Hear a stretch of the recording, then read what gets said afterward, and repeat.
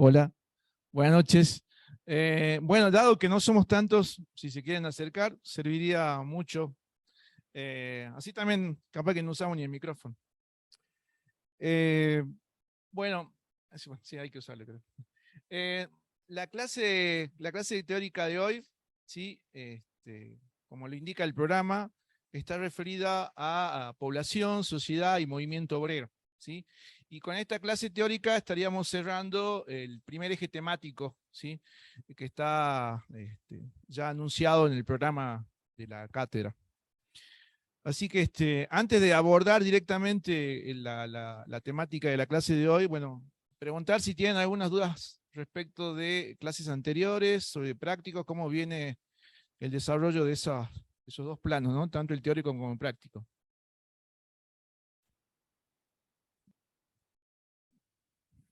Bueno, sí, tal cual. Aconsejarles que lleven lo más al día posible la lectura de los textos. Y a propósito de la clase de hoy, son dos los textos que están directamente involucrados con la temática, ¿sí? El texto de Alan Ruquier y el texto de Lobato y Suriano, ¿sí? Los dos están en el aula virtual. Sin embargo, para la introducción a la clase vamos a presentar una temática que no necesariamente está en los dos textos, pero que sí conviene tenerlo presente a los fines de contextualizar eh, los temas de hoy. Así que arrancamos con esa parte. Sí. Ah, no lo traje, no tengo. No, dale, dale. Bueno, la primera cuestión a presentar, y antes de ir a los temas centrales de la clase, es esto de la población en América Latina, población y sociedad, ¿sí? Eh, para esto vamos a tomar algunos datos que propone un trabajo realizado por el historiador Nicolás Álvarez. Él señala que en la cuestión poblacional de América Latina, observando el siglo XIX, tranquilamente se pueden observar dos situaciones en el siglo XIX, en términos poblacionales. La primera mitad del siglo XIX, con una población en América Latina que tiene un leve, muy leve crecimiento poblacional, ¿sí? Es casi una población estancada, si se quiere, en términos cuantitativos, ¿sí? La población en la primera mitad del siglo XIX prácticamente la misma de principio a fin, y esta situación se debe a que, bueno, primero que estamos hablando de una sociedad precapitalista. También estamos hablando de una sociedad que está inmersa en diferentes conflictos, tanto de guerra de independencia como posteriores guerras civiles. Así que sin duda esos elementos son significativos para entender el porqué de una primera mitad del siglo XIX con casi nulos índices de crecimiento poblacional. Además de una alta tasa de mortalidad, ¿sí? y tenues tasas de natalidad. Esa situación cambia en la segunda mitad del siglo XIX. A partir de que se observa, a partir de los cuadros estadísticos que se analizan, que para toda la América Latina, en general, se observa un crecimiento de la población en la segunda mitad del siglo XIX. Y esto también corresponde un poco a que la situación ha cambiado para esta segunda mitad. Ya los conflictos han menguado, se inicia un proceso de modernización económica en base a que lo que se viene explicando en clases teóricas anteriores, que es la inserción de América Latina al mercado capitalista mundial, extrayendo y procesando materia prima para la exportación. Bueno, esa dinámica económica también de algún modo genera, tiene impacto en términos poblacionales, pero un factor a tener en cuenta para explicar este cambio de situación es que para las últimas décadas del siglo XIX se está produciendo el arribo a América Latina de importantes contingentes de población migrante. Así que la situación poblacional es diferente porque básicamente está cambiando el panorama político y económico, pero también porque se está produciendo la llegada y el arribo de contingentes importantes de población migrante. Si bien estamos acostumbrados a reconocer que la población migrante que llega es europea, ¿sí? A partir del año 1870, 80 y 90, también hay que considerar que no es la única migración que llega a América Latina. También se está produciendo un traslado de población desde países del Pacífico hacia justamente países de América Latina. Puntualmente nos estamos refiriendo a migración de origen chino, que está llegando a algunos países puntuales de América Latina. Particularmente está llegando población china al Perú, también está llegando población japonesa, está llegando población china también a Panamá, a Centroamérica. Así que hay un movimiento migratorio que no solamente es de origen europeo, sino también desde otros lugares. A eso hay que agregar que dentro de los propios países latinoamericanos se está produciendo una migración de tierras altas a tierras bajas, también para la segunda mitad del siglo XIX. Esto los autores lo identifican como una situación centrífuga en términos poblacionales, porque hay un desplazamiento progresivo, lento pero constante, de población que estaba ubicada en las tierras altas hacia las tierras más bajas, es decir, hacia los valles, las serranías, a los valles, a las tierras orientales, según desde qué lado se lo mire. Entonces, estos cambios, estas migraciones, estos traslados de población, son los que indicarían y darían sustento a esta observación que hacen los autores respecto de los cambios poblacionales en América Latina entre la primera mitad y la segunda mitad. La llegada de la población, ahora sí voy a hablar un poquito de la migración europea. La migración europea que llega a América Latina, es producto de que en Europa se están produciendo una serie de situaciones económicas que se convierten en factores de expulsión. Hay diferentes factores de expulsión en Europa que son los que alientan a que la población europea, particularmente la población mediterránea de Europa, tome como decisión migrar hacia otros países. Una explicación es que hay crisis cíclicas en el mundo mediterráneo europeo que explicarían la expulsión de la población de esas partes del viejo continente. Y la otra situación es que, sin dudas, el factor del transporte también ha sido un factor determinante, porque para la segunda mitad del siglo XIX se está produciendo una revolución en los sistemas de transporte. Particularmente aparecen como el principal medio de transporte los grandes barcos a vapor, que no solamente son útiles para llevar grandes cantidades de mercancía, sino que también son útiles para llevar grandes cantidades de personas. Así que, a diferencia de la primera mitad del siglo XIX y de siglos anteriores, donde simplemente el transporte marítimo se hacía en barcos a vela, con las condicionantes y limitantes que tiene ese modo de impulso, bueno, esto cambia a partir de la aparición de los grandes barcos a vapor. Y estos grandes barcos a vapor permiten entonces también el traslado de grandes contingentes de población de un continente a otro, particularmente desde Europa hacia América. Sin dudas, ahora sí podemos mostrar las siguientes. Bueno, esto que estamos viendo acá es lo que recién comentábamos, ¿no? La situación diferente entre la primera mitad y la segunda mitad del siglo XIX en relación a la población. Acá el estudio que hacen los autores se extiende hasta 1930, o sea, partiendo de 1850 hasta 1930, se observa esa situación, ¿no? América Latina acusa los mayores crecimientos poblacionales mundiales de la época, algo muy diferente a lo que ocurría en la primera mitad del siglo XIX. En la mayoría de los países disminuye la tasa de mortalidad, mientras que la natalidad se mantiene alta.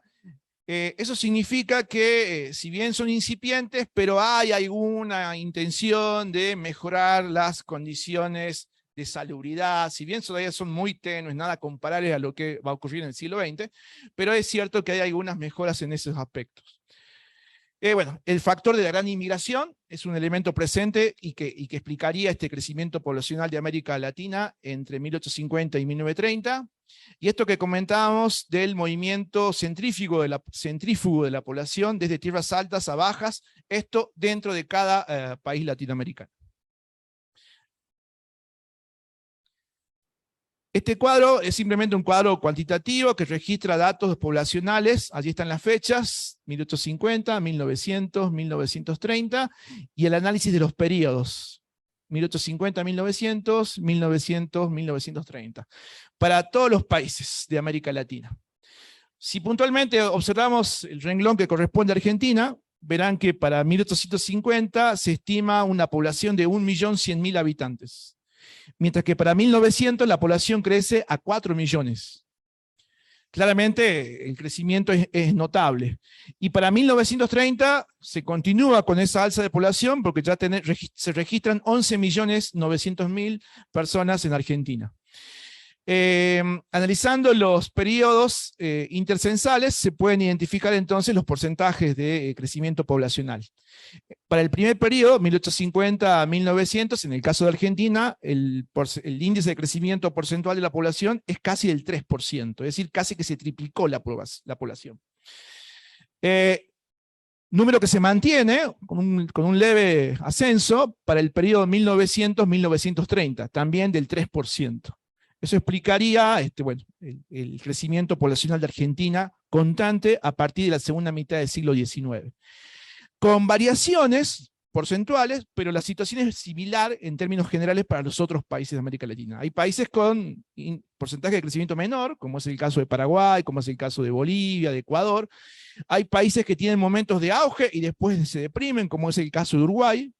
Fíjense que en un periodo inicial, Uruguay tiene el 4% de crecimiento de población y después baja al 2%. Pero se advierte crecimiento, pero con variantes. En el caso de Argentina, es más bien constante ese crecimiento poblacional. Después esto lo van a poder ver con mayor detalle en el PowerPoint que se va a subir al aula virtual, que es justamente lo que estamos mostrando. Bueno, el porqué de la migración, el porqué de fomentar la llegada de contingentes de población europea a América Latina.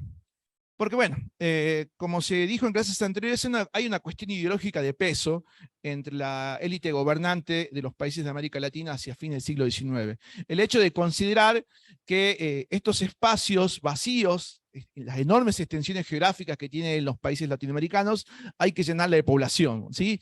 Ya lo decía Alberdi, gobernar es poblar. Bueno, si tomamos esa consigna como modelo, justamente la intención de estos sectores gobernantes es poblar estos grandes espacios vacíos de la geografía latinoamericana, que en verdad no están vacíos, están ocupados por las poblaciones originarias, las poblaciones indígenas, pero para perspectiva ideológica de estos gobernantes, están vacíos de cultura, están vacíos de civilización, por lo tanto había que llenarlos de población de origen europea, que en términos del positivismo, y esa es la razón ideológica para fomentar la migración europea, la idea es fomentar la llegada de población laboral, activa, progresista, moderna, ¿sí? Bueno, esa población es la que se esperaba que llegase como parte de este fomento a la migración.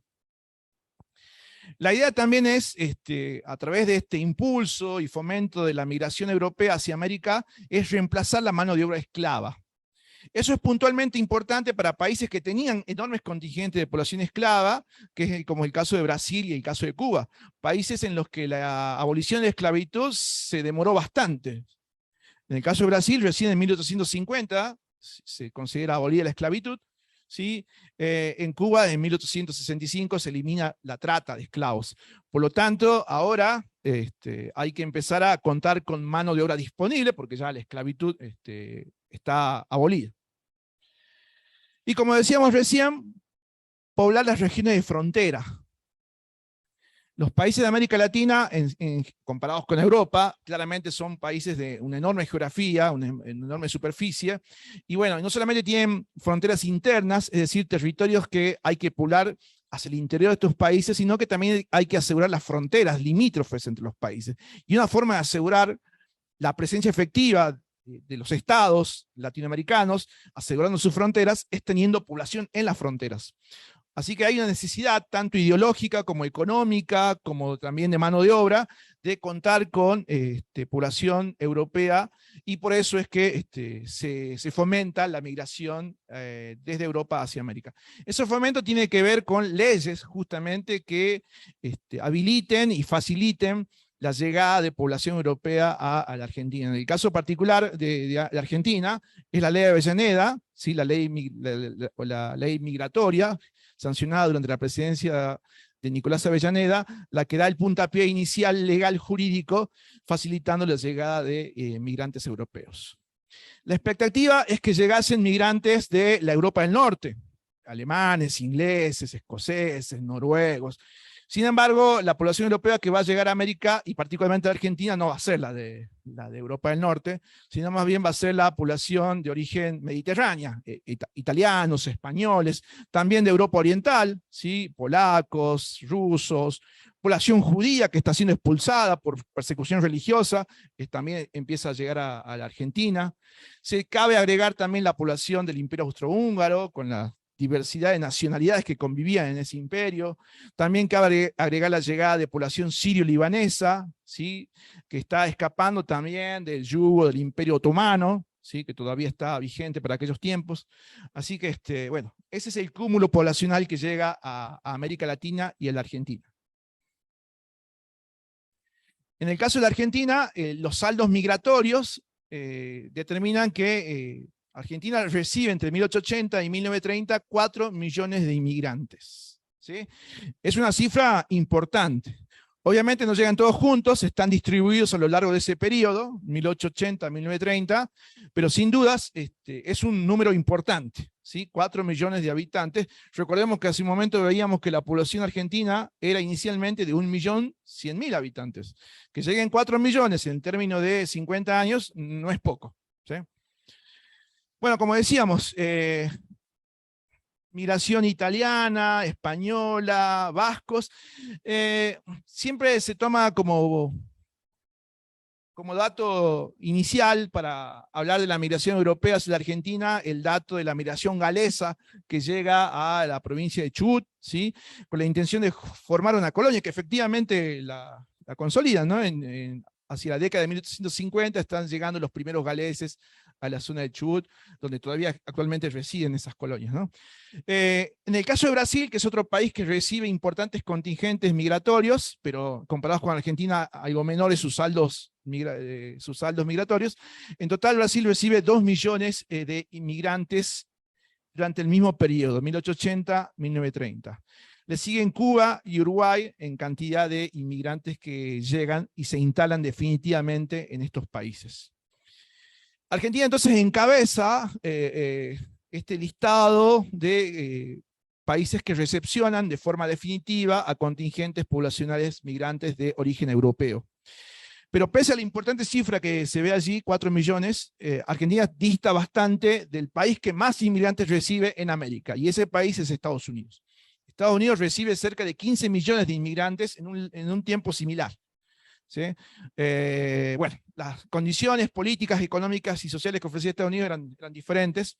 Además, por la cuestión idiomática, mucha de la población del norte de Europa va a preferir ir a los Estados Unidos, y por eso que los saldos migratorios de Estados Unidos son diferentes. 15 millones de inmigrantes es realmente también una cifra muy importante.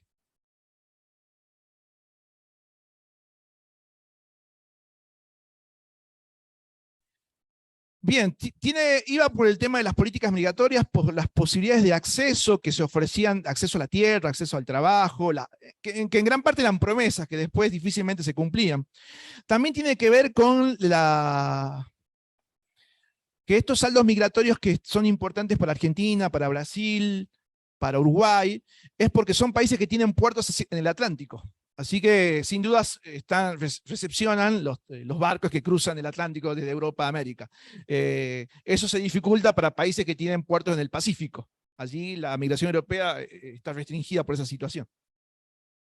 Allí, allí la migración más importante que llega es justamente vía Pacífico, la migración que llega desde China, ¿sí? En el caso de Perú. En el caso de Cuba, excepcionalmente, también hay un porcentaje de población china que llega.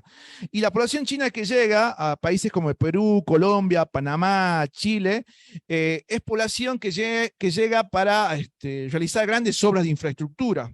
El caso más significativo es el de Panamá, para la construcción del canal de Panamá. En el caso de Colombia, para la construcción de ferrocarriles, y también para las plantaciones de café. Se necesitaba mano de obra para la cosecha. En el caso de Chile, la población que llega es para justamente vincularse al trabajo de extracción minera, particularmente del nitrato, ¿sí? Y así entonces, en cada país hay una actividad en particular, actividad que la profe Ana ya describió cuando los países de América Latina optaban por especializarse en una producción de materia prima en especial, ¿sí?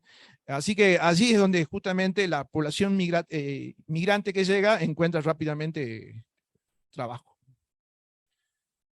Bien. ¿Cuál es la situación de los países de América Central y de los países andinos? Bueno, en esos países hay una escasa afluencia de migración europea, ¿sí? Eh, bueno, primero porque puntualmente las rutas marítimas apuntaban a los principales puertos de América Latina, que no son precisamente los de América Central, y los países andinos, bueno, en el caso de Bolivia no tiene salida al mar, o la está por perder, pues ya estamos en esos años en los que Bolivia pierde la salida al mar. Así que bueno, ese es un punto en contra. Y segundo, hay que destacar la la migración que se produce en América Central en relación a las islas a las islas de las Antillas, porque hay una migración jamaiquina, por ejemplo, que está saliendo de Jamaica y que se está yendo a los países que están allí cruzando el mar antillano. Así que hay una migración también de jamaiquinos y antillanos hacia América Central, particularmente para integrarse al trabajo en las plantaciones de América Central, de Cuba y Santo Domingo. También para fines del siglo XIX ya hay números y cifras que evidencian una migración desde Perú y desde Bolivia hacia Argentina, números que van a ir notablemente creciendo en las primeras décadas del siglo XX y bastante más después de la crisis del 30. Pero ya se advierte un traslado de población desde Perú y Bolivia hacia la Argentina. Bueno, este panorama que planteamos de forma muy rápida respecto de la población y el contexto poblacional, el crecimiento de los índices de poblacionales para América Latina, la llegada de inmigrantes, era necesario de hacerlo porque de ese modo tenemos el contexto general que nos permite ahora sí abordar el tema central de la clase, que es el origen del movimiento obrero organizado en América Latina. No se puede considerar el origen del movimiento obrero en América Latina si previamente no advertíamos este fenómeno de crecimiento poblacional, si previamente no advertíamos la llegada de migrantes, las políticas de fomento, hacia dónde se dirigieron, los saldos migratorios. Es por eso que habíamos hecho esa revisión previa, para ahora sí enfocarnos en este tema que es el tema central de la clase. Hasta allí, antes de abordar esta cuestión más central. ¿Algún comentario, alguna pregunta? Raúl. Bueno. Este sí ya tiene un texto específico. El texto específico para este tema que vamos a plantear es el de Alan Ruquier, ¿sí? El libro se titula Extremo Occidente, Introducción a América Latina. Las páginas seleccionadas son de las 176 a la 205. Alan Ruquier es un politólogo y también fue un diplomático francés. Por lo tanto, en su función diplomática estuvo mucho tiempo en América Latina, en diferentes países, representando a su país. En Argentina también fue un diplomático activo y ha escrito numerosos libros para América Latina. Bueno, este es uno de ellos, Introducción al Extremo Occidente. Bueno, en este estudio del origen del movimiento obrero en América Latina, lo que hace Alan Ruquier es reconocer justamente cuáles fueron las actividades económicas que sirvieron para aglutinar, ¿sí?, a una masa obrera que posteriormente se organizará como un movimiento obrero. Y las actividades justamente son estas, a criterio de Ruquier. Las minas, las plantaciones, las empresas ganaderas, las industrias de elaboración de productos rurales, ingenios, frigoríficos, molinos, las pequeñas industrias, talleres textiles, metalúrgicos, servicios ferroviarios, tranviarios, carreros. Son actividades que estaban directamente vinculadas con lo que venimos mencionando de hace varias clases, que es la actividad primaria de especialización, de extracción de materia prima y de exportación. ¿Sí? Estas son las actividades que en términos generales en América Latina estaban ampliamente difundidas en relación a esa incorporación que América Latina tiene en el mercado capitalista mundial, como productor de materia prima. Por lo tanto, estas son las actividades: minería, plantaciones, productos rurales, y vinculado a esas principales actividades, pequeñas industrias y algo fundamental para el transporte de esa materia prima que se extraía y se exportaba, el transporte ferroviario.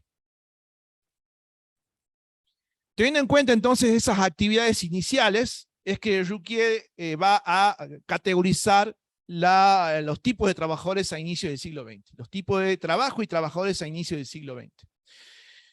Según Ruquier, se pueden reconocer los siguientes grupos de trabajo.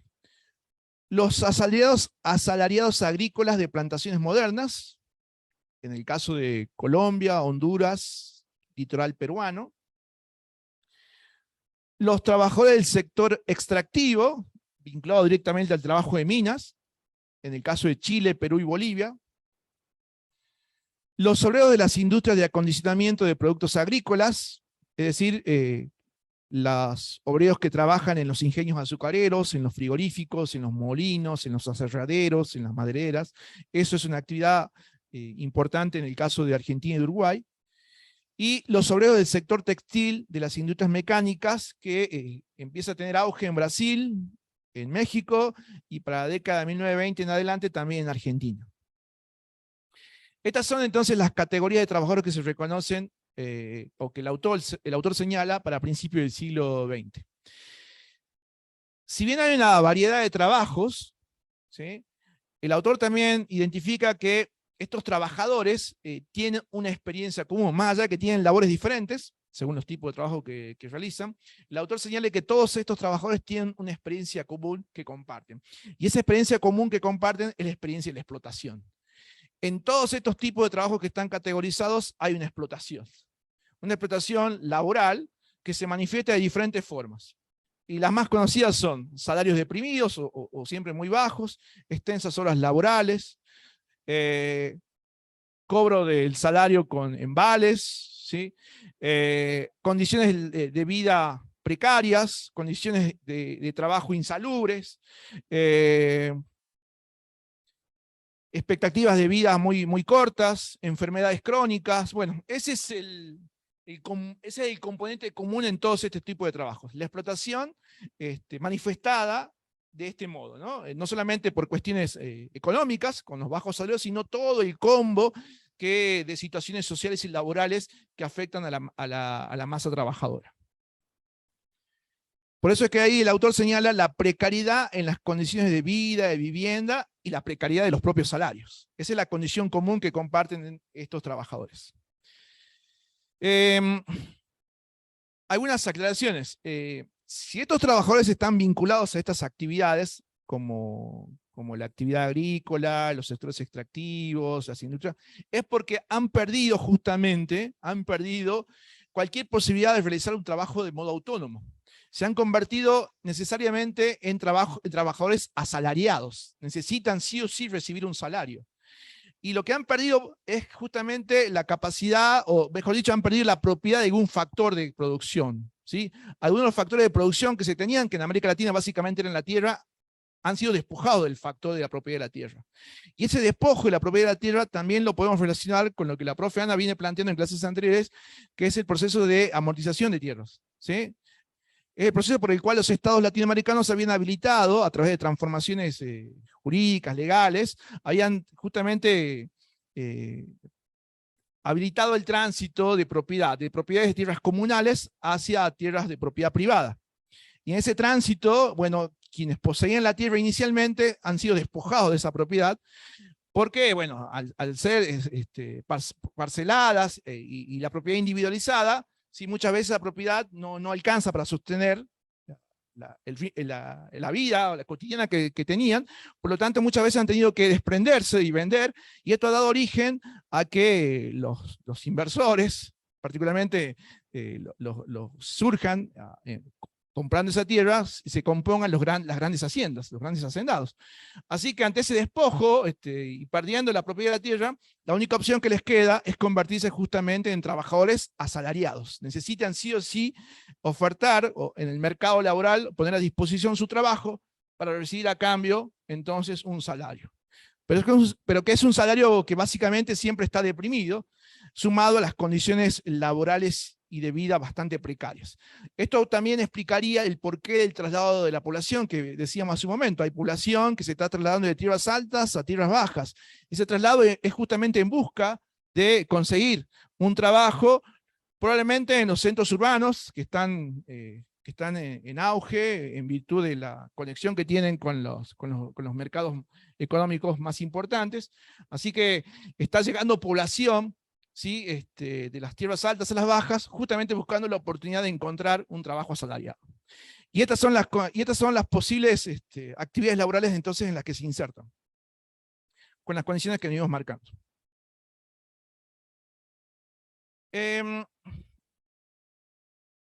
El autor va también a empezar a caracterizar la situación inicial de esta incipiente clase obrera.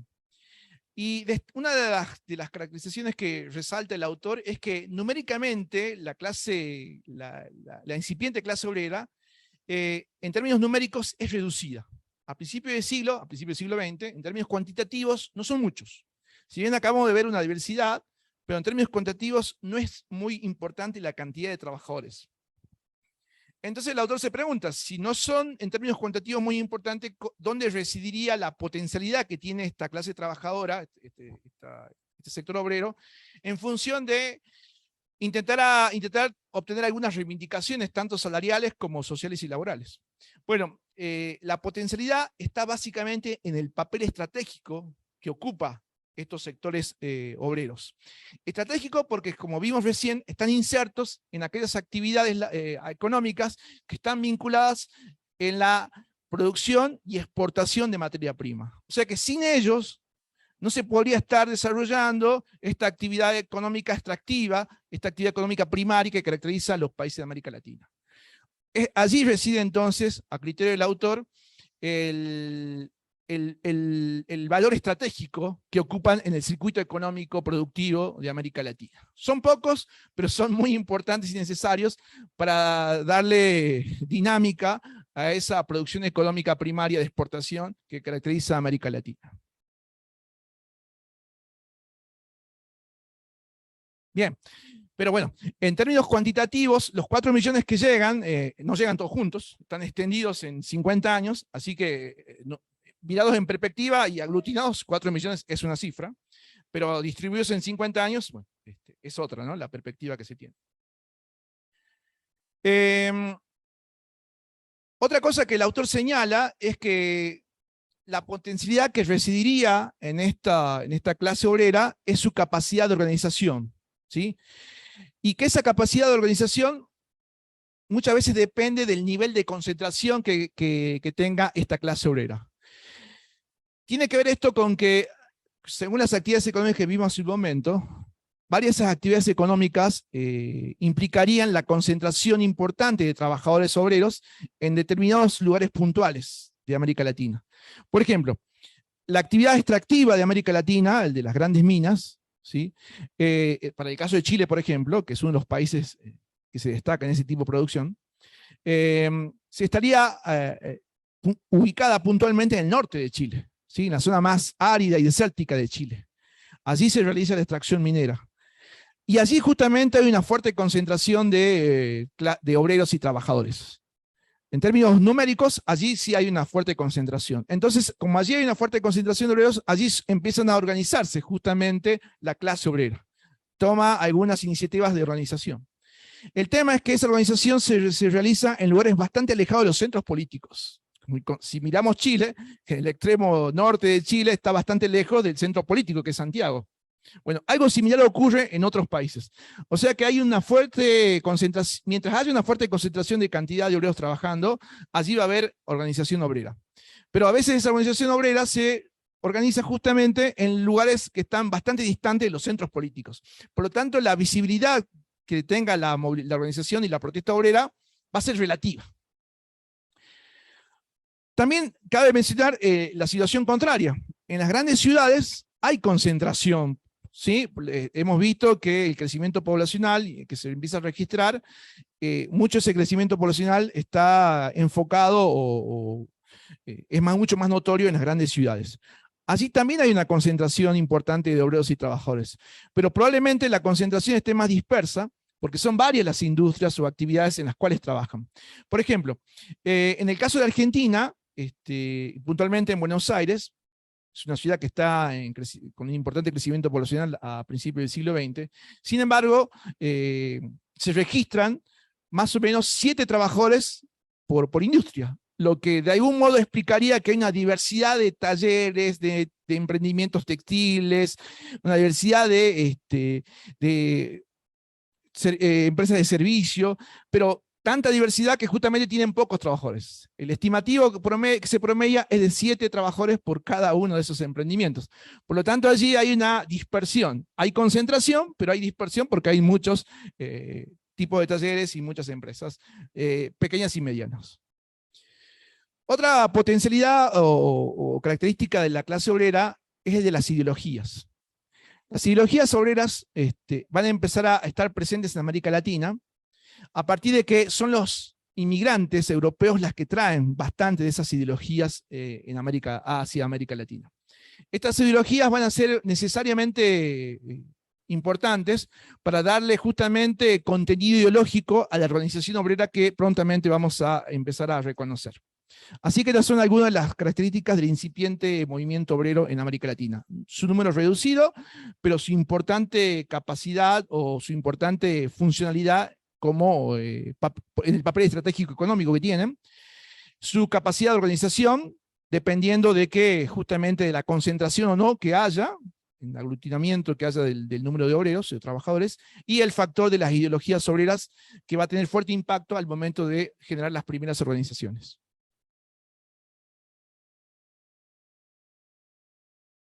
La condición de los trabajadores en América Latina, en general. Bueno, un elemento común que también el autor señala es que prácticamente hay una inexistencia de leyes protectoras y reguladoras del trabajo. Porque sencillamente los estados no han generado ningún tipo de protección jurídica, legal, ninguna política activa que proteja o de algún modo proteja o cuide o mejore las condiciones de trabajo de la clase obrera.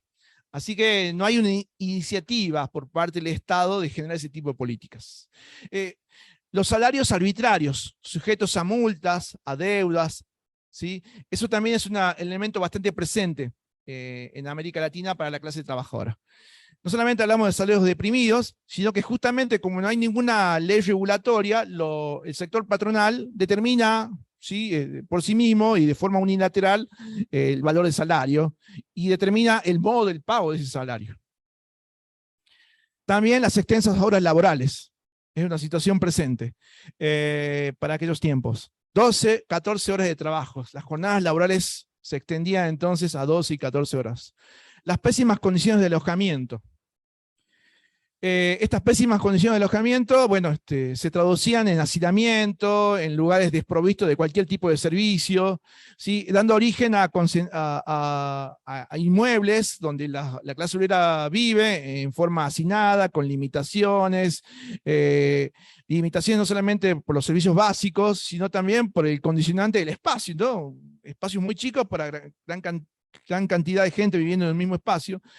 Esos lugares van a adoptar nombres puntuales. En el caso de Argentina van a ser los conocidos conventillos, ¿sí?, que eran los lugares donde la clase trabajadora vivía, alquilando.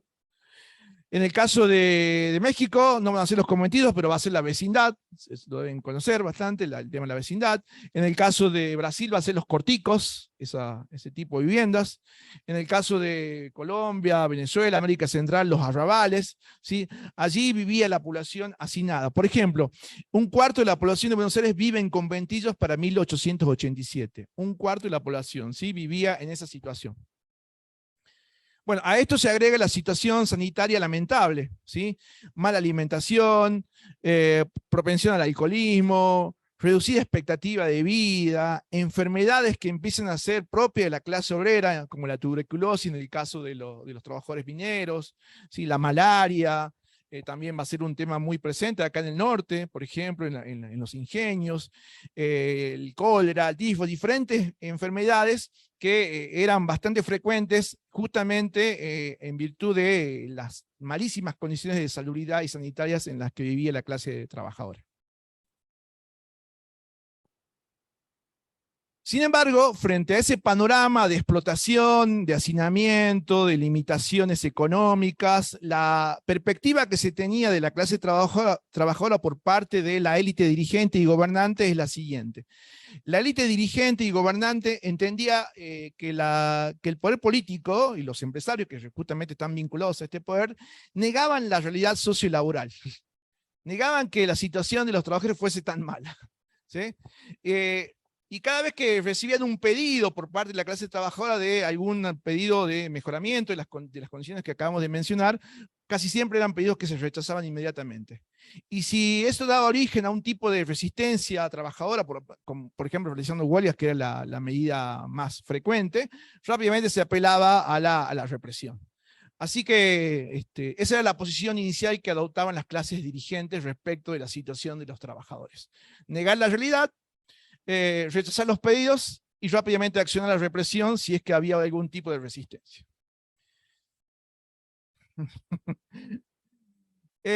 También la élite dirigente consideraba que todos los asalariados deberían estar agradecidos de tener un trabajo, de tener un trabajo digno, en países en los que el empleo monetarizado es escaso.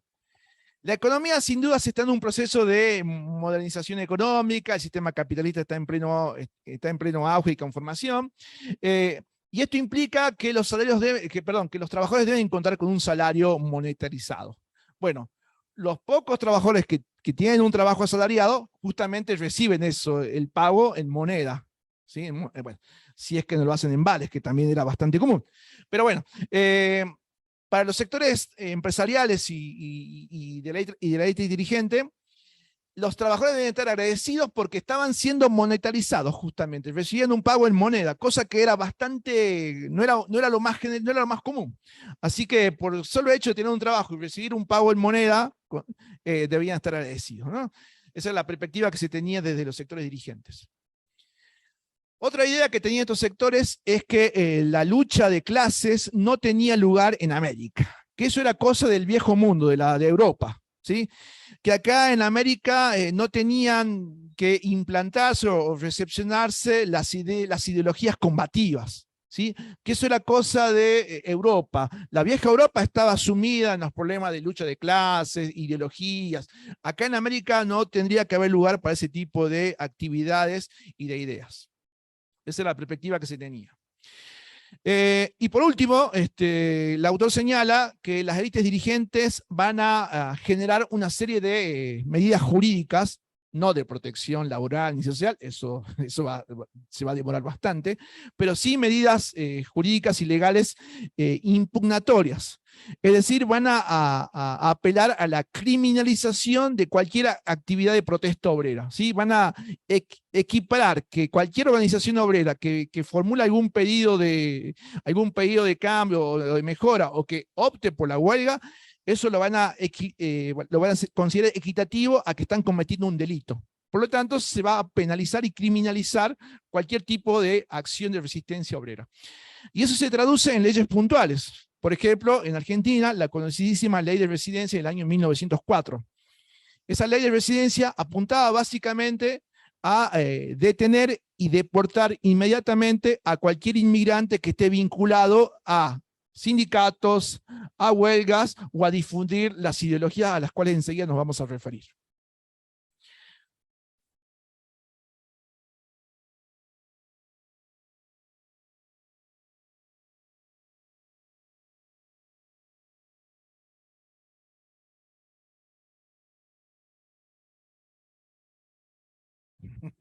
Sí, había un cúmulo de mano de obra disponible. Entonces, como vos decís, bueno, si no te gusta este trabajo, va a haber otro que lo va a hacer, ¿sí? Por iguales o peores condiciones.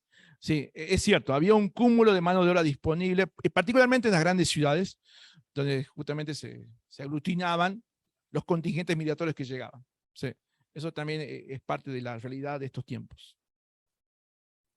¿Perdón? Exacto, hay otra gente que lo va a hacer por lo mismo o por menos. ¿Sí? Pese a estas leyes que criminalizaban la protesta obrera y la organización obrera, va a haber protesta obrera y va a haber manifestaciones concretas. Particularmente la huelga, como veníamos diciendo, la principal metodología de lucha que va a adoptar la clase obrera. Y esa metodología va a mostrarse, según el autor lo señala en el capítulo, en dos ciclos.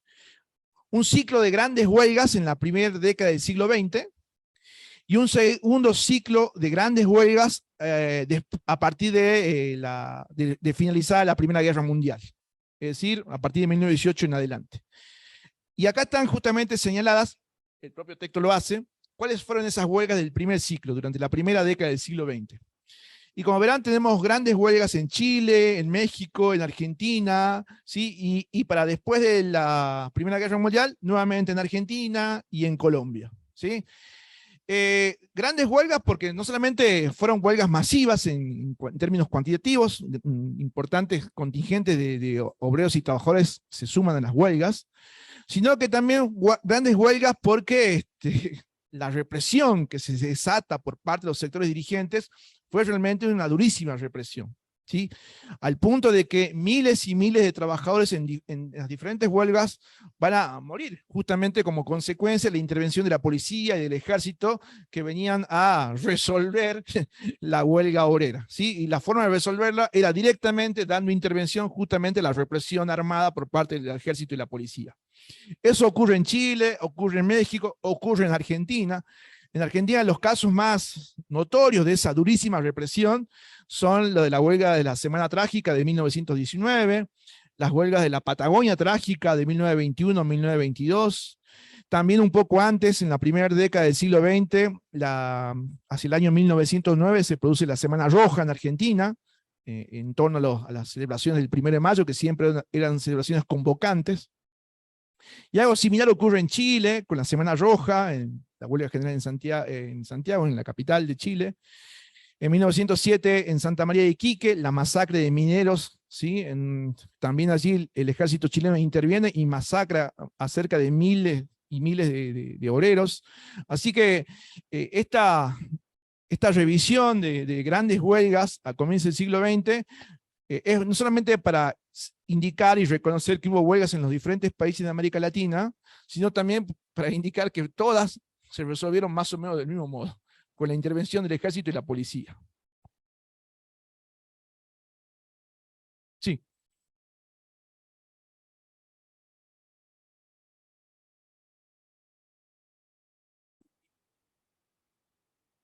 Leandro Alem, ajá, que es uno de los fundadores del Partido Radical.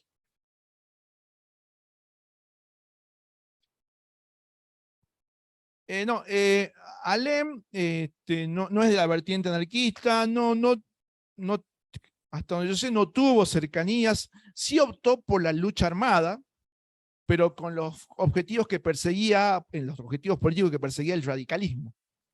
¿Sí? Leandro Alem.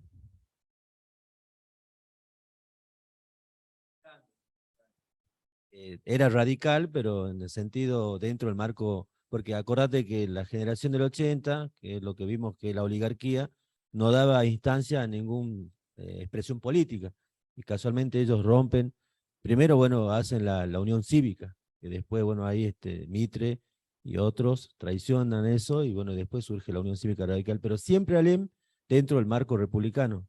O sea, no iba más allá, porque acuérdate que el socialismo, los anarquistas, directamente los anarquistas iban por destruir el Estado. O sea, no había ni una transición como sí lo hace el socialismo.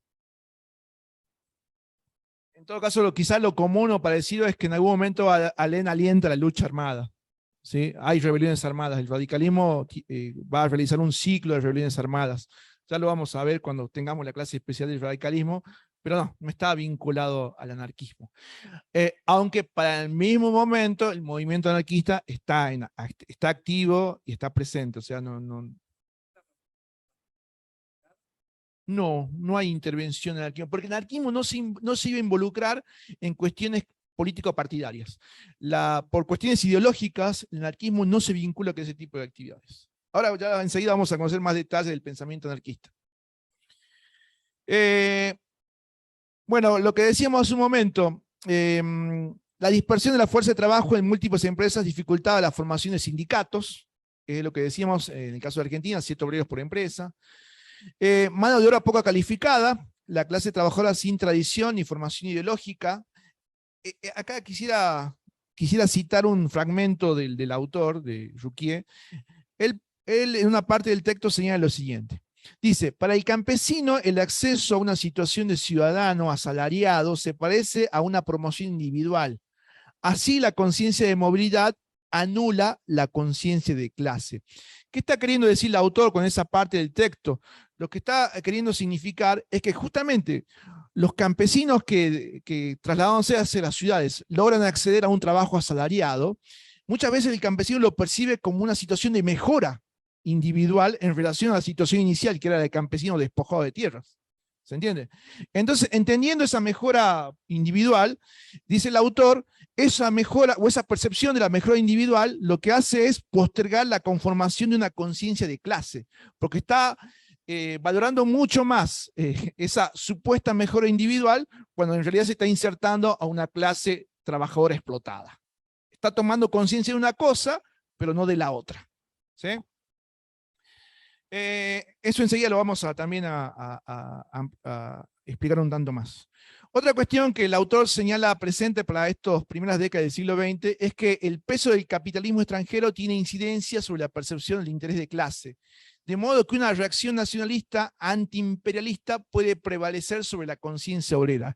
Lo que está indicando el autor, y un poco alineado con lo anterior, es que la conciencia de clase obrera necesaria para la conformación del movimiento obrero, ¿sí?, muchas veces se va a postergar. Se va a postergar cuando prime la percepción individual, en el caso del campesino, pero también se va a postergar cuando en vez de surgir una conciencia de clase obrera, lo que surge sea un sentimiento nacionalista frente a la inversión de capitales extranjeros.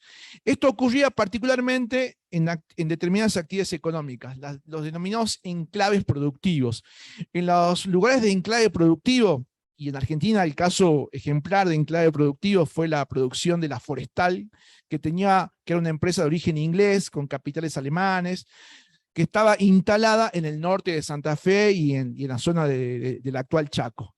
Esa empresa, instalada en la década del 10, 1920, lo que se dedicaba era a extraer el quebracho. Los bosques de quebracho fueron, ¿sí?, diezmados por la actividad de la Forestal.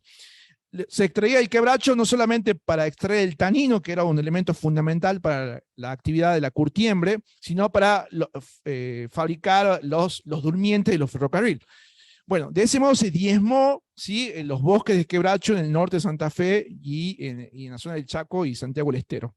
Bueno, esa empresa se enclavó en ese lugar, explotó los bosques de quebracho, y las leyes laborales, sociales y hasta las policiales, ¿sí?, eran determinadas por la propia empresa. Es decir, que era una parte de las provincias de Santa Fe apropiada directamente por una empresa extranjera. Bueno, frente a esa situación, dice el autor, es probable que prevalezca la reacción nacionalista, es decir, reaccionar frente a la inversión capitalista extranjera, y no prevalezca la formación de conciencia de clase. Entonces eso demoraría otra vez, ¿sí?, la conformación del movimiento obrero. Porque dice Alain Ruquier, para que el movimiento obrero se organice, no solamente hace falta que haya obreros aglutinados bajo la experiencia y la explotación, sino que también hace falta que haya conciencia de clase. Si no hay conciencia de clase, no va a haber organización del movimiento obrero. Habrá obreros explotados, pero no habrá organización obrera. Y justamente vamos a ese tema de la conciencia de clase. ¿Quién genera esta idea de conciencia de clase? Es Marx, ¿sí? En un escrito del año 1847, Marx escribe lo siguiente. Dice Marx, en un comienzo las condiciones económicas habían transformado la masa del país en trabajadores. La dominación del capital ha creado en esta masa una situación común, intereses comunes. Así esta masa viene a ser ya una clase frente al capital, pero todavía no una clase para sí misma. Lo que está diciendo Marx es que el modo capitalista de producción implicaba la inversión de capitales, capitales que pertenecían a un sector de la sociedad en particular, la burguesía. La burguesía invertía los capitales, generaba la actividad económica y necesitaba mano de obra para esa actividad económica. Esa mano de obra que necesitaba era explotada, como lo venimos describiendo. Ahora, con el solo hecho de invertir capitales, esa inversión de capitales generaba en la sociedad una división entre los que invierten el capital, que es la burguesía, y quienes deben salir a vender su trabajo para conseguir un salario, que es la clase obrera. Es decir, que dice Marx, con el solo hecho de haberse generado una inversión de capitales, lo que se está generando es una clase social que no existía antes de la inversión de capitales, que es la clase obrera. Pero que exista la clase obrera no significa que la clase obrera tenga conciencia de su existencia. Existe, aunque todavía no es consciente de sí. Agrega Marx. Así, los mecanismos por medio de los cuales una clase, la clase trabajadora, toma conciencia de sus intereses y actúa en contra de los intereses de otra clase, la burguesía.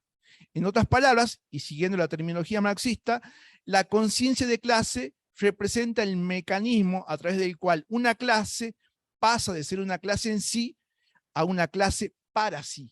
Y eso que parece un trabalenguas de en sí y para sí, tiene que ver con que la clase obrera se genera a partir de la inversión de capitales.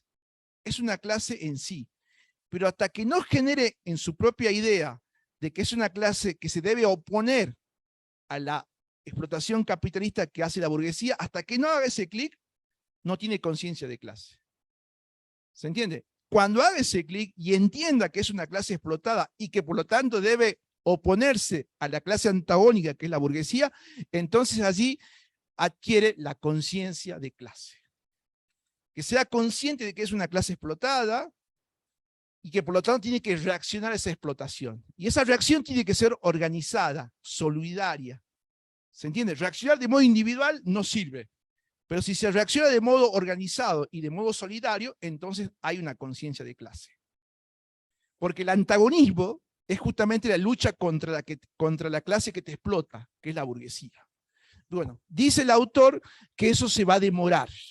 Y la demora ocurre, como veíamos en la proyección anterior, cuando prevalece la idea de la percepción individual, yo mejoro porque paso de campesino a asalariado, o cuando esa conciencia de clase se demora porque prevalece la idea nacionalista, cuando debería prevalecer la idea de conciencia de clase. Cuando finalmente la conciencia de clase se adquiere, es posible entonces dar inicio a la organización de la clase obrera. Y esa organización de la clase obrera se va a ir complejizando. Va a comenzar con algunas organizaciones más bien de asistencia, básicas, y va a ir adoptando otras funciones y orientaciones.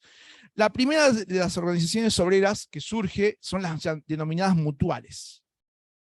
En Argentina, las primeras mutuales surgen entre los tipógrafos en el año 1857. ¿Qué significaba esto de organizaciones de mutuales? A lo que nos referimos con mutuales es básicamente a organizaciones de obreros que se ayudan mutuamente, justamente entre pares, entre obreros, se ayudan mutuamente con aportes económicos para situaciones excepcionales o extremas. Como recordemos, como no había ningún tipo de legislación laboral, ante una enfermedad, ante un accidente, los obreros quedan directamente desprotegidos de cualquier tipo de asistencia económica. Entonces eran los propios obreros los que a través de sus mutuales asistían al compañero que se había enfermado, asistían al compañero que se había accidentado, asistían al compañero que ya no podía trabajar más. Recordemos que todavía un sistema jubilatorio todavía funcionando, por lo tanto había que trabajar y trabajar hasta que, ¿sí? Hasta que se pueda. Bueno, había que asistir al compañero que ya no podía seguir trabajando. Bueno, las mutuales cumplían esa función, la de asistir económicamente. No, no eran combatidas, pero no estaban legisladas, no estaban reguladas, era por la propia iniciativa de los trabajadores. De algún modo, asistirse entre pares ante circunstancias determinadas. Esa pregunta sobre si el Estado interviene o no va a ser más importante más adelante cuando veamos justamente que el Estado se va a empezar a interesar por estas cuestiones. Por ahora no. La siguiente organización obrera que que el autor señala es las sociedades de resistencia. Son sociedades de defensa obrera, agrupan a trabajadores por oficios, vinculadas principalmente al anarquismo. Acá el anarquismo empieza a tener importancia al momento de ser la ideología que sustenta estas primeras organizaciones obreras. La idea de estas sociedades de resistencia, como el nombre dice, es justamente resistir la explotación, resistir la descalificación que recibe por su trabajo la clase obrera. La idea es resistir con el fin de en algún momento tener la aspiración de generar una sociedad de libre productores. Esa era la meta a la que aspiraban los anarquistas. Resistir al embate del capitalismo, al embate de la explotación, para justamente en algún momento aspirar a esa sociedad utópica, soñada que tenían los anarquistas de libres productores. El principal ideólogo, o uno de los primeros ideólogos del anarquismo, va a ser Enrico Malatesta, ¿sí? Que en 1887 organiza la Sociedad de Resistencia de los Panaderos en Buenos Aires. La siguiente organización obrera es la de los sindicatos combativos de minorías militantes. Y acá la idea justamente es la idea de la transformación social anticapitalista. Surgen a comienzos del siglo XX y son de vertiente anarquista y sindicalista. Es decir, la idea es conformar sindicatos, pero sindicatos confrontativos, combativos, que vayan justamente a generar actividades o acciones que directamente apunten a terminar con la sociedad capitalista que los explota. ¿Sí? Por eso hablamos de sindicatos combativos, de minorías militantes muy activas, y allí la ideología que prevalece también es la del anarquismo y también se agrega la del sindicalismo. Y sobre la base de la conformación de estos sindicatos, llegamos a la última de las organizaciones que vamos a citar por el momento, que es el de las federaciones obreras. Las federaciones obreras, como el nombre lo indica, federaban, agrupaban a diferentes sindicatos. ¿Sí? Es la agrupación de sindicatos. Agrupan sociedades de resistencia, agrupan sindicatos, y al agruparlas justamente también agrupan a sociedades obreras, sindicatos, que están sustentadas en las diferentes ideologías que empiezan a reconocerse, la ideología del anarquismo, la del socialismo, la del sindicalismo, y posteriormente también va a estar presente la del comunismo. En estas federaciones entonces van a comulgar los diferentes sindicatos, las sociedades de resistencia, y van a comulgar también las diferentes ideologías. Aunque justamente por comulgar todas juntas, muchas veces van a terminar fragmentándose, dividiéndose por los debates internos, porque los anarquistas van a debatir con los socialistas con los sindicalistas, bueno, y así. Así que las federaciones eran la aspiración que tenían de aglutinar a todas las organizaciones, pero muchas veces esas aspiraciones se frustraban por las divisiones internas que había. La primera federación que vamos a destacar, y enseguida creo que la vamos a ver más adelante, es la Federación Obrera Argentina del año 1904. Esa es la primera que aglutina entonces a sindicatos y sociedades de resistencia. Después vamos a ver cómo esa primera deriva en otras por las divisiones internas que vamos a reconocer.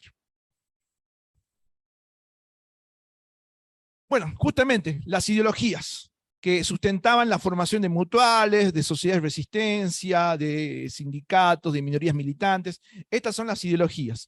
La del anarquismo, la del sindicalismo y la del socialismo. Intentamos acá destacar cuáles son los principales postulados de cada una para diferenciarlas de las otras.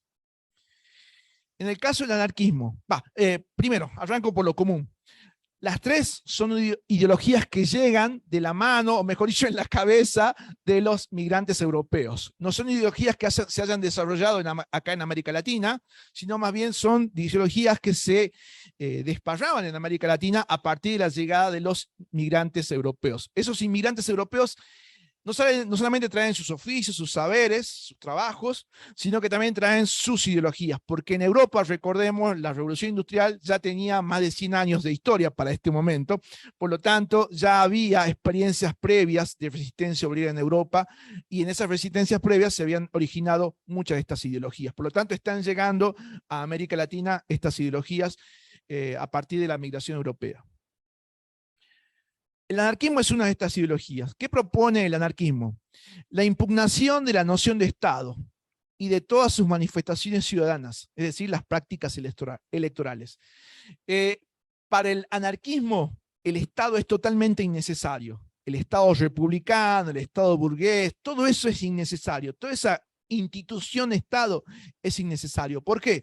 Porque para el pensamiento anarquista, el Estado solamente garantiza la opresión de los sectores burgueses sobre los sectores obreros o trabajadores. Para eso está el Estado, para garantizar en términos jurídicos, legales, ¿sí?, la opresión y la explotación de unos sobre otros. Entonces, ¿para qué tener un Estado que juega siempre en contra tuya y siempre está del lado del explotador? Entonces, la idea del anarquismo es eliminar al Estado. El anarquismo entiende que sin Estado los seres humanos, las sociedades humanas pueden conformar organización de libres productores, que cada uno tenga un emprendimiento libre y productor en forma colaborativa y asociada, sin Estado. Además, porque el Estado tiene organismos de represión, la policía, el ejército, que siempre reprime en el mismo sentido, siempre reprime a la clase trabajadora, sosteniendo a la clase explotadora. Los anarquistas también rechazan el reformismo. Para el anarquismo no hay posibilidad de reforma, porque si vos optás por la reforma, estás reconociendo que hay que reformar algo que existe, que es el Estado. Y como ellos están en contra del Estado, sencillamente no hay posibilidad de reforma posible. Directamente hay que eliminar al Estado. Una cosa que me salteé. Como están en contra del Estado, el anarquismo nunca va a tener como meta conformar un partido político, porque conformar un partido político era justamente ser parte del juego político que sostiene el Estado republicano. Por lo tanto, la meta del anarquismo no va a ser para nada participar de elecciones ni tener un partido político. Eso no es parte del accionar anarquista. Sí es parte del accionar anarquista la denominada acción directa. ¿Y qué era la acción directa? Básicamente la acción de propaganda, de huelga, y particularmente la huelga que los anarquistas siempre proponen realizar es la huelga general revolucionaria. Es decir, que la huelga sea el puntapié inicial para dar inicio al proceso de eliminación del Estado y de la clase explotadora. Ese es el camino metodológico que aspiran a realizar para concretar su idea, dar inicio a una huelga general revolucionaria. Lo van a intentar varias veces, bueno, con las represiones correspondientes por parte del Estado. También dentro de la acción anarquista cabía la acción de individuos que en forma, como lo dice justamente, de forma individual realizaban acciones violentas, atentados, que muchas veces fueron más bien magnificados por la prensa tradicional, ¿sí?, cuando en realidad los atentados muchas veces no llegaron a concretarse o se frustraban, pero los pocos que se hicieron fueron magnificados de tal modo por la prensa que el anarquismo se convirtió para la sociedad en general en una supuesta amenaza del orden. ¿Sí? ¿Es cierto que hubo atentados anarquistas? Sí, los hubo. ¿Hubo algunos de resonancia? También. El caso más conocido quizás el de Simón Radowiski, que en el año 1919 atentó con una bomba contra el jefe de la policía, Ramón Falcón, logrando matarlo justamente. Le arrojó una bomba al carruaje donde iba Falcón y mata al jefe de la policía y su secretario. ¿Y por qué lo mata? Porque meses antes, en mayo de 1909, el 1 de mayo, Falcón, como jefe de la policía, había ordenado una durísima represión sobre la clase obrera que estaba movilizada por el acto del 1 de mayo, generando una verdadera masacre. Entonces Radowiski, un inmigrante de origen ruso en Buenos Aires, meses después toma venganza de esa durísima represión de Falcón y arroja una bomba justamente al jefe de la policía. Radowiski va a ser detenido, capturado, va a ser condenado a muerte, se va a salvar porque aparece un tío de Radowiski con un acta de nacimiento, por lo cual Radowiski se salva porque era menor de 18 años. Así que Radowiski va a ser enviado a la cárcel del fin del mundo, a Ushuaia, con cadena perpetua, hasta que años después, cerca de 20 años después, Irigoyen le dé el indulto para que, bueno, finalmente Radowiski salga del país. Pero bueno, ese es uno de los casos de atentado, de acción individual directa, en el caso de anarquistas. Simón Radowiski era un joven anarquista. Bueno, ese caso fue magnificado por la prensa a tal punto que la sociedad va a creer que los anarquistas eran violentos, que los anarquistas solamente realizaban actos de sabotaje, de atentados, cuando en realidad el repertorio anarquista era mucho más amplio Y no solamente esto. La otra ideología del sindicalismo. Para el sindicalismo, como lo indica el nombre, el instrumento de intervención y de acción era el propio sindicato, ¿sí? El sindicato necesariamente tenía que formarse, organizarse, y de ese modo el sindicato, yendo a la huelga, generar instancias de negociación. La corriente sindicalista o del sindicalismo no apoyaba la idea de la huelga general, sino más bien de las huelgas reivindicativas, es decir, por un aspecto puntual ir a la huelga. Por ejemplo, no sé, por las horas de trabajo. Vamos por las 8 horas de trabajo, hacemos huelga por las 8 horas de trabajo. Era reivindicar la jornada laboral de 8 horas. Y si esa huelga se realizaba, la idea del sindicalismo era llegar a una instancia de negociación, acordar con el sector patronal, con apoyo del Estado, acordar algún tipo justamente de salida a esa situación de problemática de huelga. El sindicalismo, a diferencia del anarquismo, no proponía la huelga revolucionaria, o sea, ir por todo, sino que el sindicalismo iba puntualmente por determinados aspectos que consideraba importantes de obtener. En el caso del socialismo, privilegiaban el campo electoral partidario. Es decir que, a diferencia del anarquismo, que ni se molestaban en organizar un partido político, y que el instrumento de acción era la huelga revolucionaria, a diferencia del sindicalismo que ponderaban el instrumento del sindicato justamente como elemento de obtención de algunas reivindicaciones, el Partido Socialista sostenía que el campo de acción debía ser el campo electoral. Para ello debían organizar un partido político, participar de las elecciones, eventualmente ganarlas, y desde el poder político hacer las reformas necesarias para favorecer a la clase obrera o mejorar las condiciones de la clase obrera. Es decir, un camino bastante más largo, porque se adscribía al juego político republicano vigente, formar un partido político y ganar elecciones. ¿Por qué esta idea o perspectiva diferente del socialismo, diferente al anarquismo y al sindicalismo? Porque sencillamente los representantes del socialismo en Argentina no venían directamente de la clase obrera trabajadora, más bien venían de los sectores medios. Los principales referentes del socialismo argentino eran más bien socialdemócratas, porque varios de ellos venían de la clase media, eran profesionales, ¿sí? Los referentes del socialismo argentino fueron Juan Bautista Justo, fueron Alfredo Palacios, uno médico, el otro abogado, o sea, tenían cierta formación educativa, provenían de clases medias, por lo tanto optaban por esta metodología partidaria, formar un partido político y participar de las elecciones. Eso explicaría entonces el accionar del socialismo. A diferencia del anarquismo, donde los principales integrantes o referentes del anarquismo provenían de la clase obrera, eran de los oficios más comunes, de los oficios menos calificados. Entonces, allí el anarquismo tenía mucho más peso, mucha más importancia. Las ideas del anarquismo tenían una divulgación bastante importante en esos sectores de la clase obrera. Particularmente en la clase obrera de origen migrante, porque como recordemos, para el anarquismo no es importante participar de las elecciones, por lo tanto, la población inmigrante, que no se había nacionalizado, encontraba justamente un ámbito político e ideológico en el anarquismo, porque no te exigía que te nacionalices, no era necesario, porque la lucha no era la lucha obrera puntual de una sociedad, sino que la idea del anarquismo era la idea de la lucha solidaria.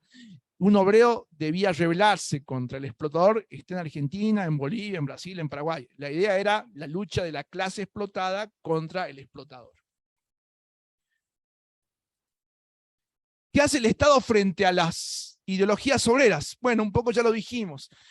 Hace una asimilación de la cuestión social y laboral a una cuestión policial. Es decir, para el Estado, las ideologías obreras, la realización de huelgas reivindicativas como para el sindicalismo o revolucionarias para el anarquismo van a ser consideradas por el Estado como un acto de delincuencia, una cuestión policial. Por lo tanto, la acción frente a esa situación es la represión directa, la criminalización de la protesta.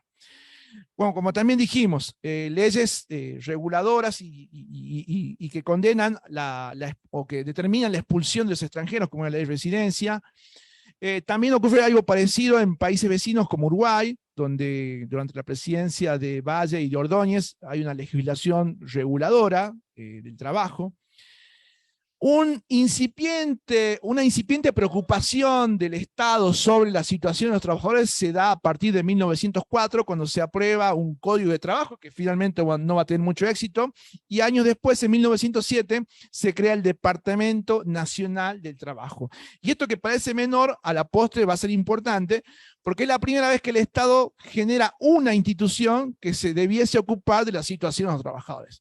Quizás no la va a resolver, pero al menos va a registrar cuál es la situación de los trabajadores, y ese registro es lo que justamente creo que van a tener en el práctico de mañana, ¿no? El informe Vialema-C. El informe Vialema-C es justamente un informe que se realiza sobre la situación de la clase obrera en Argentina. Ese informe se realiza justamente en el año 1907, cuando se está creando el Departamento Nacional de Trabajo. Perdón, en el 4, el Vialema-C. Sí. ¿Qué más? Bueno, y a partir de esta actividad del movimiento obrero, el Estado toma entonces algunas cartas en el asunto. Crea el Departamento Nacional de Trabajo, se empiezan a generar algunas leyes, como la Ley de Descanso Dominical del año 1905, la Ley de Trabajo de Mujeres y Menores, intentando proteger la labor de mujeres y menores, la Ley de Accidentes de Trabajo. O sea, hay algunas leyes que empiezan a emerger en función de las necesidades de la clase obrera. Pero hay que decir algo: ninguna de estas leyes hubiesen salido o se hubiesen generado espontáneamente si no hubiese habido primero una movilización obrera. Si la organización obrera no se hubiese justamente realizado, difícilmente hubiese habido interés por parte del Estado de responder a esa situación. Bien, recién veíamos la respuesta estatal en las primeras décadas del siglo XX, ¿sí? En la década llegando hasta 1910 aproximadamente, con esas primeras leyes. Pero el autor señala que va a haber hacia el año 1930, el Estado nuevamente se va a volver a ocupar de la situación de la clase trabajadora. ¿Y por qué llegamos a 1930? Porque recordemos que en 1930 se produce la gran crisis económica, ¿sí? La crisis económica mundial, ¿sí? Del año 30. Y esa situación económica, y esa crisis económica va a agudizar, ¿sí? La situación en la que vivían los trabajadores, ¿sí? O sea, en términos laborales, económicos, claramente la crisis impacta nuevamente en la situación de la clase obrera. Por lo tanto, a partir de acá del 30, nuevamente hay un nuevo ciclo de huelgas, de protesta obrera, que empieza a ser preocupante para el Estado. Que nuevamente se agudice la protesta obrera en función de los efectos de la crisis. A partir de entonces, de 1930, el autor señala que los estados van a empezar a preocuparse otra vez por la situación de la clase obrera, y que esa preocupación va a adoptar esta forma. La forma de la idea de generar un proceso de estatización del movimiento obrero. ¿Qué significa esto? La idea es que el movimiento obrero, y particularmente los sindicatos, estén bajo control del Estado. Porque hasta este momento, como recién veíamos en las diapositivas anteriores, veíamos que la organización obrera había sido espontánea, primero como mutuales, sociedades de resistencia, sindicatos combativos, federaciones. Como el compañero preguntó recién, ¿había intervención del Estado? No, no había intervención del Estado. Eran los propios obreros que se organizaban, con sus debates internos, sus divisiones, pero era la propia organización obrera la que organizaba y sostenía a estas organizaciones que hemos citado. Pero a partir de 1930 hay un interés del Estado por justamente tener bajo su control y tutela la organización y el funcionamiento de los sindicatos. El Estado quiere estatizar los sindicatos. Esto ocurre primero en diferentes países de América Latina a partir de 1930, porque está prevaleciendo la idea de la concepción corporativista de la sociedad. Es decir, que a partir de 1930, muchos gobiernos de América Latina conciben la sociedad como una sociedad corporativa. ¿Qué significa corporativa? Organizada en cuerpos sociales. Está la corporación empresarial, está la corporación de los trabajadores y está la corporación estatal. y entre el cuerpo empresarial y el cuerpo de trabajadores, el cuerpo de asalariado, quien debiese regular los vínculos entre una corporación y la otra es la corporación estatal. Por lo tanto, si el Estado va a regular esas relaciones entre una corporación empresarial y una corporación laboral, el Estado debe tener bajo su control especialmente la corporación de los trabajadores. ¿Y por qué bajo su control? Porque para 1930 las élites gobernantes de América Latina entienden que se ha agudizado a partir de la crisis la posibilidad de una revolución. Le temen a una revolución obrera. Y por lo tanto, como le temen a una revolución obrera, la idea es rápidamente que el Estado intervenga estatizando los sindicatos. Esta idea del temor a la revolución obrera está agudizada porque efectivamente había habido revoluciones, ¿sí? Recordemos la revolución bolchevique del año 1917, que va a tener una enorme repercusión, ¿sí? Recordemos que acá en América Latina estuvo la revolución mexicana a partir de 1910 y por toda la década del 10 tuvo importantes resonancias en toda América Latina. Recordemos las grandes huelgas que vimos recién, ¿sí? Ese listado de grandes huelgas. Recordemos la convocatoria que hacían los anarquistas de la huelga revolucionaria, ¿sí? Recordemos las grandes masacres que como consecuencia de esas huelgas se habían desatado. Así que por lo tanto había una preocupación de los sectores gobernantes respecto de que la posibilidad de una huelga obrera organizada se haga efectiva. Por lo tanto, entonces, a los fines de evitar esa situación, el Estado va a generar esta política de estatización de los sindicatos. El sindicalismo de minoría militante, ese sindicalismo bien combativo, ¿sí?, fue autoritariamente reemplazado por un sindicalismo estatal burocratizado. Este tipo de organización, combinado con legislaciones sociales relativamente desarrolladas, estaba destinado a apartar las ideologías perniciosas y a la lucha de clases. Es decir, que esos sindicatos de libre organización, como eran los sindicatos combativos, con ideologías bien confrontativas como el anarquismo, como el sindicalismo, ahora el Estado, la idea es estatizarlos y generar una dirigencia sindical adepta a esa burocratización que se propone. ¿Por qué adepta? Porque para que el Estado logre estatizar los sindicatos, el Estado le va a ofrecer a los sindicatos algunas medidas laborales y sociales que los sindicatos más combativos vienen reclamando desde hace décadas. Entonces, en esas instancias de negociación, el Estado le va a ofrecer una serie de leyes laborales y sociales, pero le va a exigir a los sindicatos a cambio de que renueven sus dirigencias sindicales. Que sus dirigencias sindicales no sean los combativos anarquistas, ni los sindicalistas, ni los comunistas. Que las dirigencias sindicales sean dirigencias sindicales negociadoras, sean dirigencias sindicales conciliadoras, que no sean confrontativas. De ese modo le está quitando autonomía a los sindicatos. Está generando sindicatos tutelados y subordinados justamente al Estado. Los sindicatos que lo aceptasen recibían estas leyes laborales. ¿Se entiende? Leyes laborales como descanso dominical, leyes laborales como pensión y jubilación, leyes laborales como vacaciones pagas, 8 horas de trabajo. O sea, recibían como parte de esa negociación todas estas leyes laborales que se garantizaban desde el Estado. Pero a cambio debían resignar, ¿sí?, esa ideología combativa y confrontativa. De ese modo se intentaba entonces tutelar el funcionamiento de los sindicatos.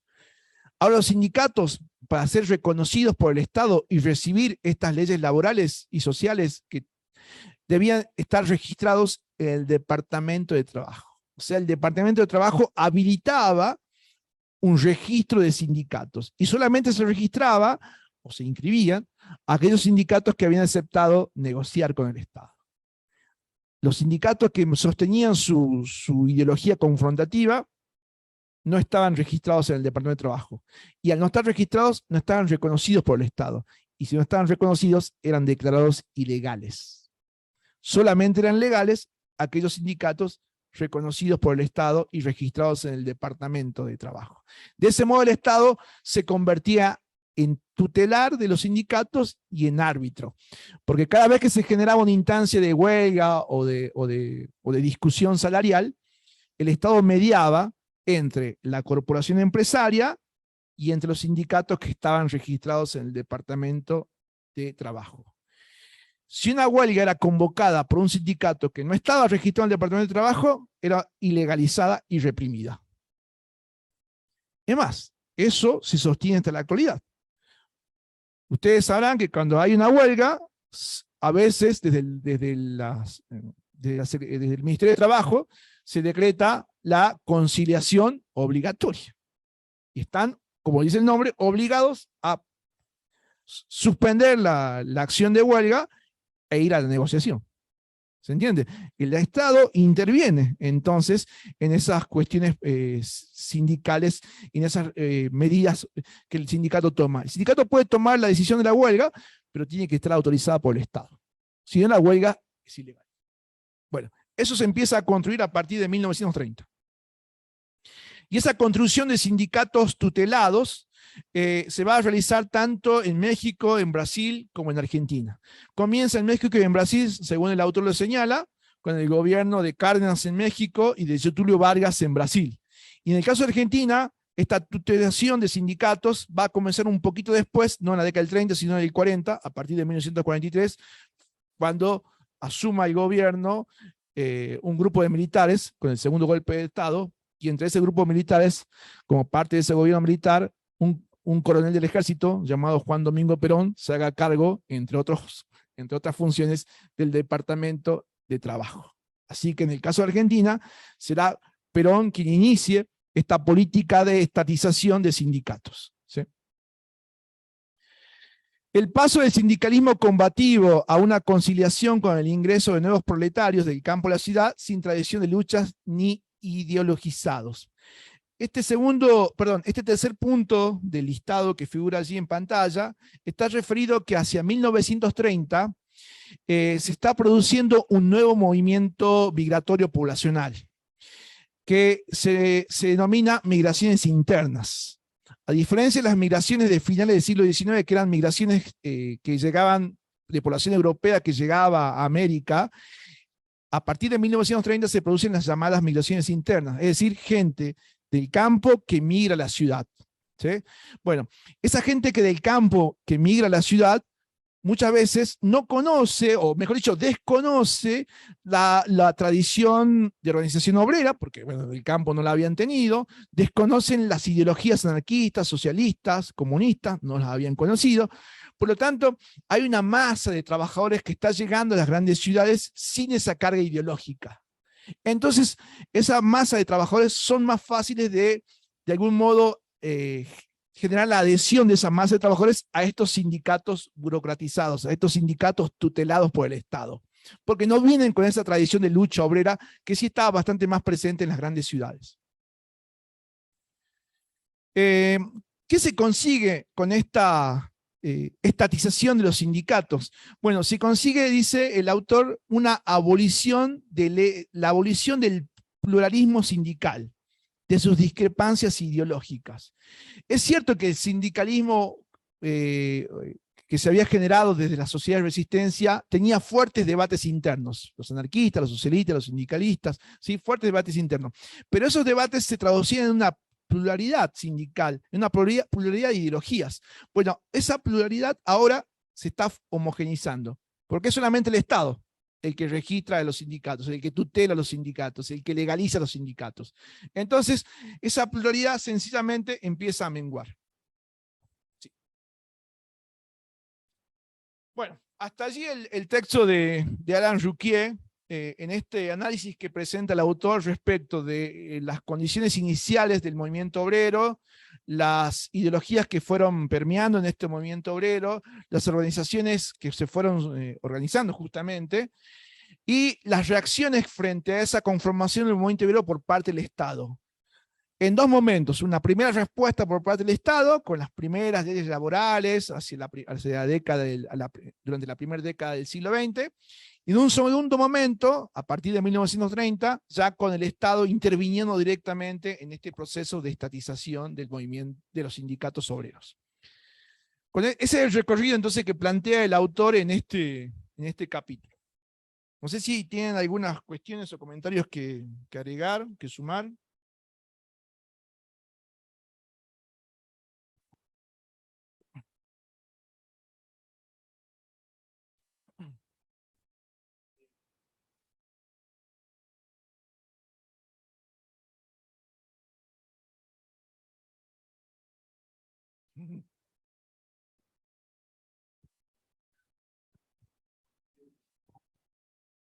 Sí, Bueno. no, que en esa época, que era el periodo entre guerras, estaban en auge los movimientos fascistas y particularmente en Italia se daba esta cuestión del corporativismo para combatir bueno, por el miedo al comunismo y a la cuestión de la organización obrera.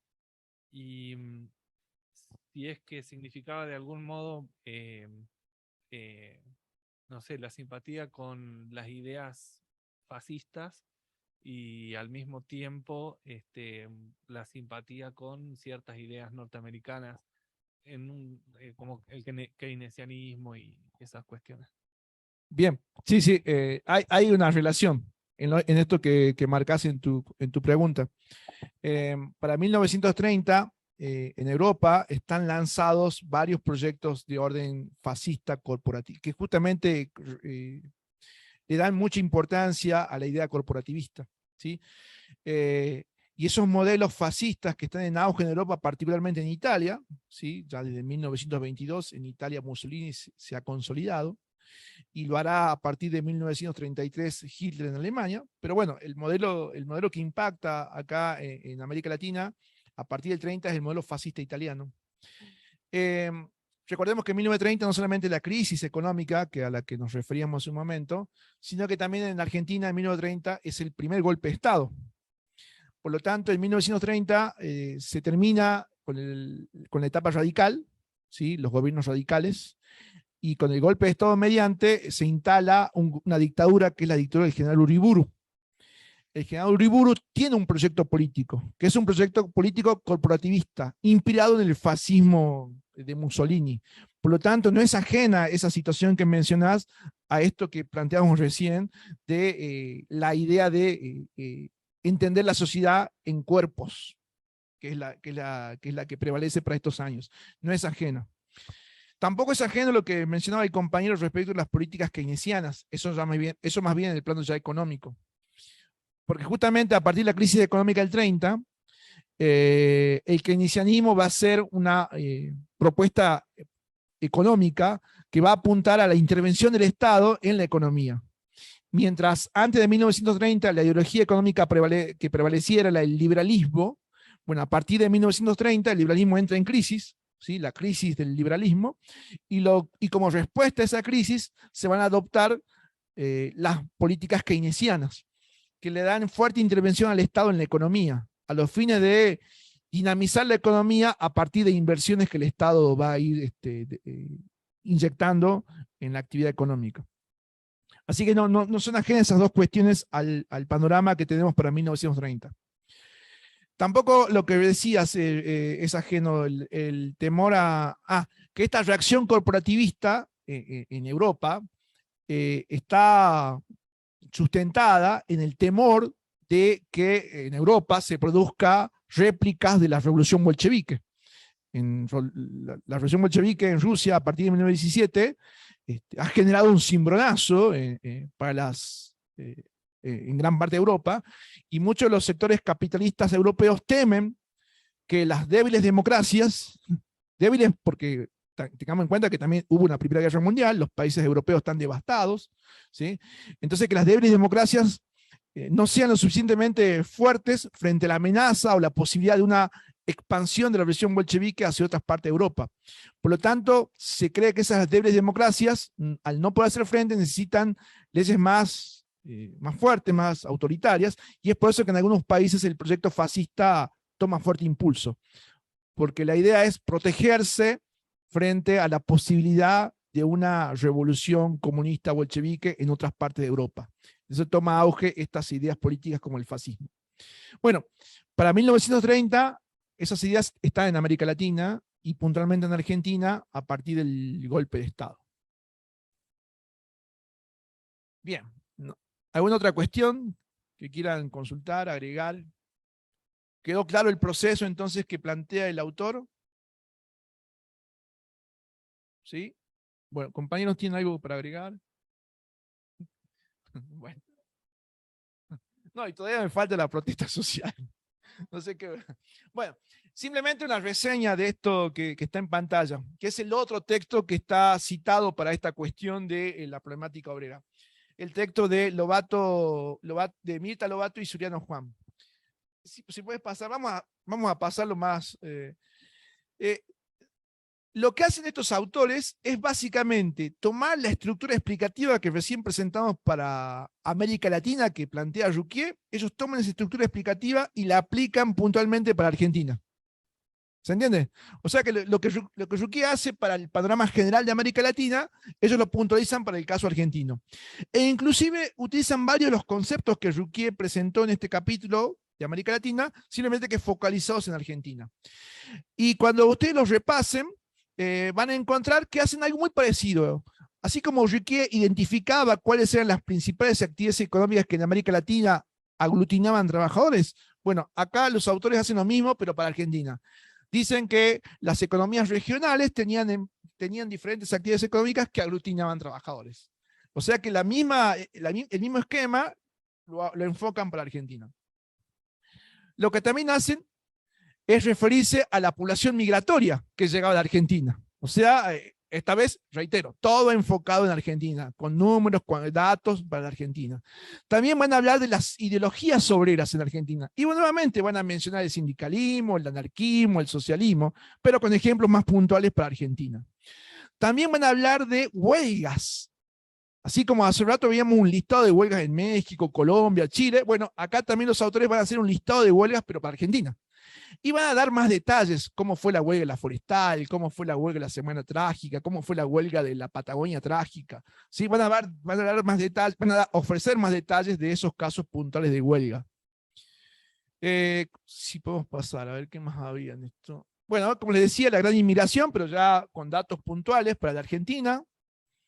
Los trabajos por región, lo que decíamos también, ¿sí? La región de Cuyo, en el NEA, en el NOA, cuáles son las actividades económicas más importantes. El crecimiento de las ciudades, el trabajo en las ciudades, ¿sí? Diferenciándolo del trabajo rural, hace una descripción del trabajo urbano y del trabajo rural. Bueno, como decíamos, los oficios que van surgiendo. Las causas de la protesta obrera. Y fíjense que las causas, con solo mirarlas así rápido, son similares a las que Ruquier plantea para América Latina. La explotación, el hacinamiento, la explotación de menores, las largas jornadas laborales, los bajos salarios. O sea que el panorama no está desentendido de lo que pasa en América Latina. La siguiente, por favor. La siguiente. La disparidad de trabajos. Hace una descripción de cómo son los trabajos en la pampa húmeda, cómo son los trabajos en los quebrachales, en los yerbales misioneros. O sea, hace una descripción un tanto más detallada, que es interesante leer para reconocer la realidad laboral y económica argentina en las primeras décadas del siglo XX. Así que, por favor, repásenlo, pero creo yo que la estructura general de Ruquier es muy útil para rápidamente hacer una lectura veloz de estas páginas. Bien. Hasta ahí entonces la clase de hoy. Los dos textos están en la cartilla, el de Ruquier y el de Suriano y Mirta Lobato. Sí, los dos. Bien, nos vemos en la próxima clase, el día lunes con el teórico y mañana con los profes en el práctico. ¿Sí? Bien, que tengan buena jornada. Hasta la próxima. Adiós.